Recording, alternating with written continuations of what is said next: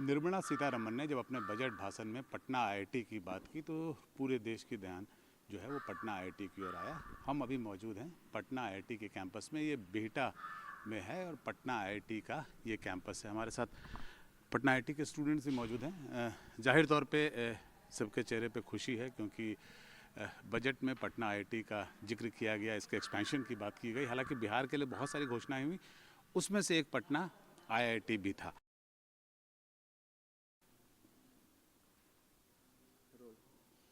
निर्मला सीतारमण ने जब अपने बजट भाषण में पटना आईआईटी की बात की तो पूरे देश की ध्यान जो है वो पटना आईआईटी की ओर आया। हम अभी मौजूद हैं पटना आईआईटी के कैंपस में, ये बिहटा में है और पटना आईआईटी का ये कैंपस है। हमारे साथ पटना आईआईटी के स्टूडेंट्स भी मौजूद हैं। जाहिर तौर पे सबके चेहरे पे खुशी है क्योंकि बजट में पटना आईआईटी का जिक्र किया गया, इसके एक्सपेंशन की बात की गई। हालांकि बिहार के लिए बहुत सारी घोषणाएं हुई, उसमें से एक पटना आईआईटी भी था।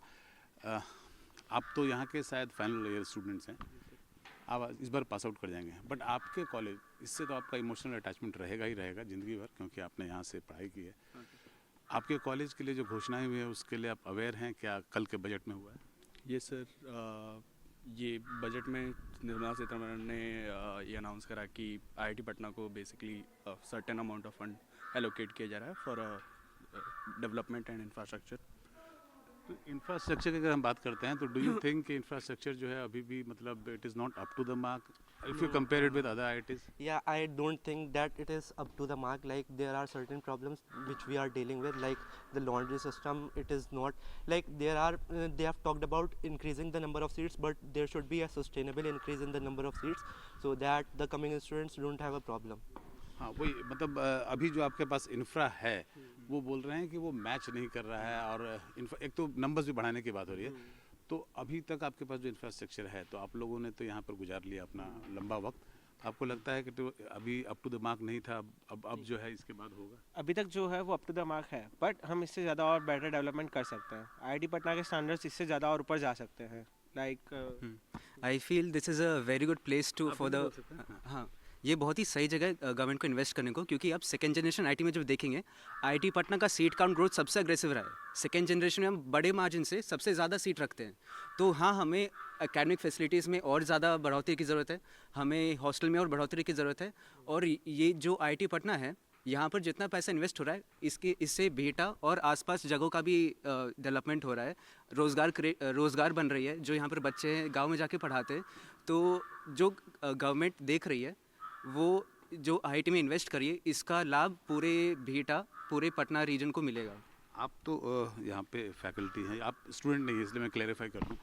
तो आप ये बताइए, इनका कहना है कि बहुत सारी जो फैसिलिटी है वो अप टू द मार्क नहीं है, आप इससे एग्री कर रहे हैं और अभी आपको लग रहा है कि इस चीज़ की ज़रूरत थी आईआईटी? दीदी, मैं इसमें मैं कई पॉइंट्स ऐड करना चाहूँगा कि अपने आईआईटी पटना अपने स्थापना काल से ही लगातार रिसर्च, इनोवेशन और एंटरप्रेन्योरशिप साथ ही साथ क्वालिटी एजुकेशन इम्पार्ट करने के क्षेत्र में काफ़ी काम करता आ रहा है। और सबसे पहले मैं तो केंद्रीय वित्त मंत्री जी का धन्यवाद ज्ञापित करना चाहता हूँ कि उन्होंने बजट में आईआईटी पटना के लिए स्पेशली जिक्र किया है। और of course second generation IIT में आईआईटी पटना काफ़ी कुछ काम कर रहा है और अभी तक हमारे यहाँ फेज़ 1 और फेज़ 2 का डेवलपमेंट हुआ है और हमारी सारी फैसिलिटीज़ वर्ल्ड क्लास फैसिलिटीज़ है। तो अब जो हमें अगर फंड एलोकेट होता है और हमें अगर और सुविधाएं मिलती है, तो इससे आने वाले साल में जो भी बच्चे यहाँ पे एडमिशन लेंगे उनको बेहतर शिक्षा प्राप्त करने का, बेहतर लैब उनको यहाँ पे फैसिलिटीज़ मिलेगी। तो मैं कहूँगा कि एक बार मैं भारत सरकार का और बिहार सरकार को भी बहुत बहुत धन्यवाद ज्ञापित करना चाहूँगा। आप लोगों को थोड़ा अफसोस लग रहा है कि अब आप जा रहे हैं तब ये सब होगा, आप नहीं देख पाएंगे? नो सर, बिल्कुल अफसोस नहीं है इन सब चीज़ों का। हमारे आने वाले जनरेशन में और लोग जो आएंगे वो उनको फैसिलिटीज़ मिलनी चाहिए। जैसे हमारे हॉस्टल्स के रूम थोड़े छोटे हैं, मैं मास्टर्स की स्टूडेंट हूँ, तो सेकेंड ईयर में एटलीस्ट प्रोजेक्ट्स होते हैं, तो हम चाहते हैं कि हमें एक सेपरेट रूम मिले कि हम अपनी पढ़ाई को अच्छे से कर मलाल है इसका? ऐसा तो नहीं है, पर रूम का क्वालिटी काफ़ी अच्छे है, पर मुझे लगता है कि यहाँ पे जगह भी बहुत है अभी इन डेवलपमेंट करने के लिए, तो ये बहुत सही जगह है इन्वेस्टमेंट। हाँ बिल्कुल, मुझे बताया गया कि शायद आपने केवल 30% आपका कैंपस यूज़ हुआ है, 70% जो है अनयूज़ पड़ा हुआ है।